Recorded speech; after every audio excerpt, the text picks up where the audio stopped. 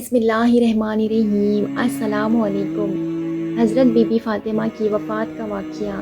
یہ درد بھرا واقعہ سننے کے بعد آپ کی آنکھوں میں آنسو آ جائیں گے۔ ایک بار کا واقعہ ہے کہ بی بی فاطمہ گھر کے تمام کام کر کے چکی پیس رہی تھی اور رو رہی تھی۔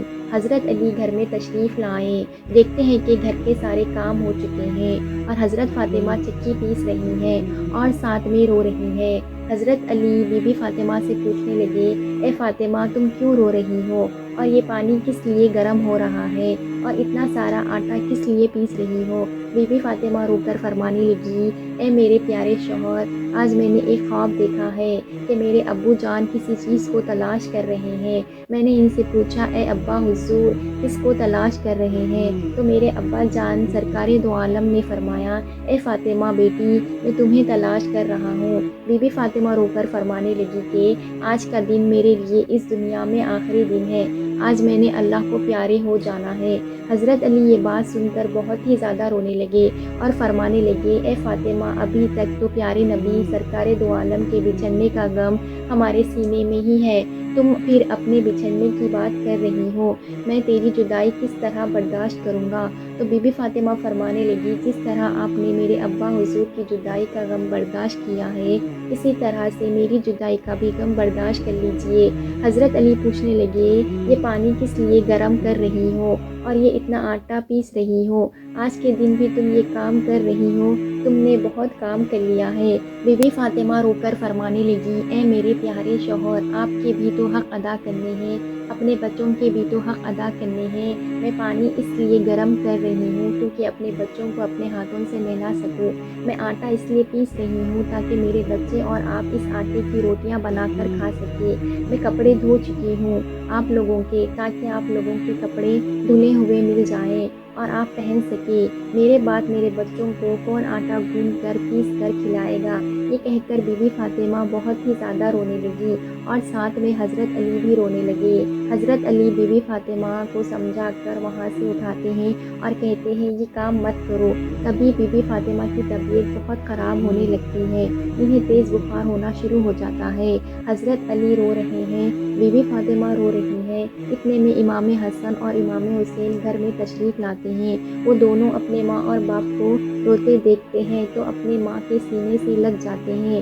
ذرا سوچئے وہ کیسا منظر ہوگا، وہ کیسا عالم ہوگا جس ماں کو پتہ چل جائے گا کہ آج اسے اس دنیا سے رخصت ہو جانا ہے، وہ میرے بچوں کا کیا ہوگا؟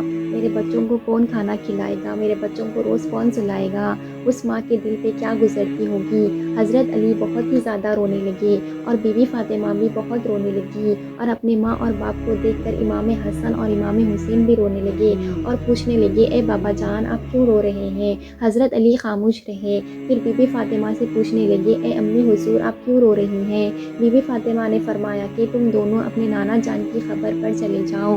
حدیث شریف میں آتا ہے کہ امام حسن اور امام حسین پیارے نبی سرکار دو عالم کی خبر پر چلے جاتے ہیں، وہاں پر جا کر بیٹھ جاتے ہیں، تبھی اندر سے آواز آتی ہے، اے میرے پیارے بچوں تم لوگ واپس اپنی ماں کے پاس چلے جاؤ، میرے پاس تو تم لوگ آتے ہی رہو گے، لیکن آج اپنی ماں کو جی بھر کے دیکھ لو، آج کے بعد تمہاری ماں تمہیں کبھی کہیں نظر نہیں آئے گی۔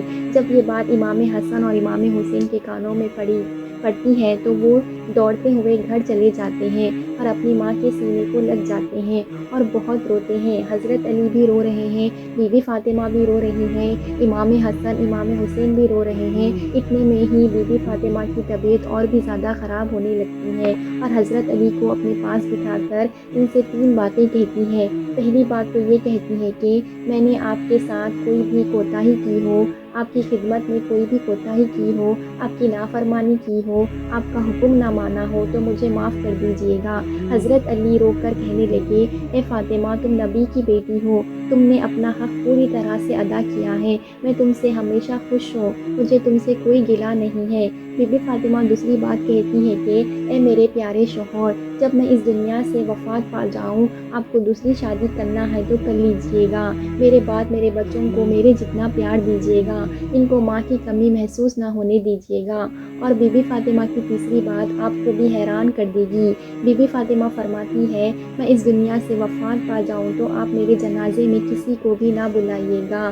یہ بات سن کر حضرت علی بھی حیران ہو جاتے ہیں اور کہتے ہیں اے فاطمہ تم نبی کی بیٹی ہو، میں آپ کے جنازے میں کسی کو کیوں نہ بلاؤں؟ تو بی بی فاطمہ فرماتی ہے کہ میں نے آج تک خود کو پردے میں رکھا ہے، کسی غیر مرد کی نظر نہیں پڑی ہے، میں چاہتی ہوں کہ میرے مرنے کے بعد مجھ پر کسی غیر مرد کی نظر نہ پڑے، جب شام ہو جائے اندھیرا ہو جائے آپ مجھے تب دفن کر دیجیے گا۔ یہ سن کر حضرت علی بہت رونے لگے، بی بی فاطمہ بہت رو رہی ہے، امام حسن امام حسین بہت رو رہے ہیں۔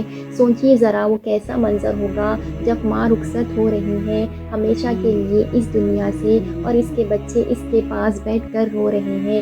یہ الفاظ کہہ کر بی بی فاطمہ اور ایک بات کہتی ہے کہ میں آج روزہ رکھا تھا، میرے بابا جان نے میرے خواب میں آ کر مجھ سے یہ کہا ہے کہ اے فاطمہ تو سحری علی کے دسترخوان پر کر اور افطاری کرنا میرے ساتھ، اپنے پیارے بابا جان کے ساتھ۔ یہ بات کہہ کر بی بی فاطمہ اللہ کو پیاری ہو جاتی ہیں، بی بی فاطمہ کو کفن پہنایا جاتا ہے، ان کا جنازہ اٹھایا جاتا ہے۔ روایت میں آتا ہے کہ بی بی فاطمہ کا جنازہ اٹھایا جاتا ہے، ایک طرف سے حضرت علی کندھا دیتے ہیں، دوسری طرف سے امام حسن کندھا دیتے ہیں، تبھی وہاں پر ایک صحابی پہنچ جاتے ہیں جن کا نام حضرت ابوذر جعفری۔ تبھی حضرت علی ان سے فرماتے ہیں کہ نبی کی لاڈلی بیٹی کا انتقال ہو گیا ہے، ایک طرف سے تم کندھا دے دو۔ اسی طرح یہ جنازہ اٹھایا جاتا ہے۔ روایت میں آتا ہے کہ وہ دو معصوم بچے امام حسن امام حسین رو رہے ہیں، حضرت علی رو رہے ہیں، حضرت ابوذر جعفری رو رہے ہیں، اور جنازہ قبر کے پاس رکھا جاتا ہے، قبر کھودی جاتی ہے، حضرت علی اس قبر کو دیکھتے ہیں جس قبر میں بی بی فاطمہ کو رکھنا ہوتا ہے۔ علی بہت ہی زیادہ روتے ہیں، ان کی داڑھی بھیگ جاتی ہے، ان کے کپڑے بھیگ جاتے ہیں۔ حضرت علی کبھی بی بی فاطمہ کو دیکھتے ہیں اور کبھی اپنے بچوں کو دیکھتے ہیں۔ یہ منظر دیکھتے ہوئے حضرت ابوذر جعفری بھی روتے ہیں اور خبر سے کہتے ہیں اے خبر کیا تجھے پتہ ہے یہ جنازہ کس کا ہے؟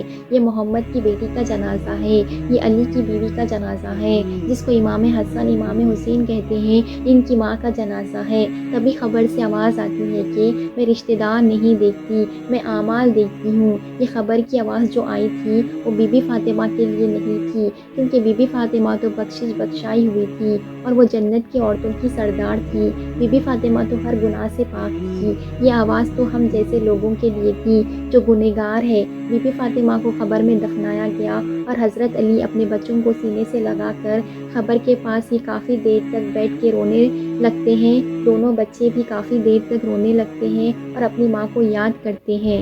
وہ ہمارے پیارے نبی محمد صلی اللہ علیہ وسلم کا گھرانہ تھا، وہ تو بخشے ہوئے لوگ تھے، جنتی لوگ تھے، جنت کے لوگوں کے سردار تھے۔ نافرمان لوگ تو ہم ہیں جن سے خبر ہزاروں سوال کرے گی کہ کون سے اعمال لے کر آئے ہو میرے پاس۔ اللہ تعالی ہم سب کو نیک اعمال کرنے کی توفیق عطا فرمائے، آمین۔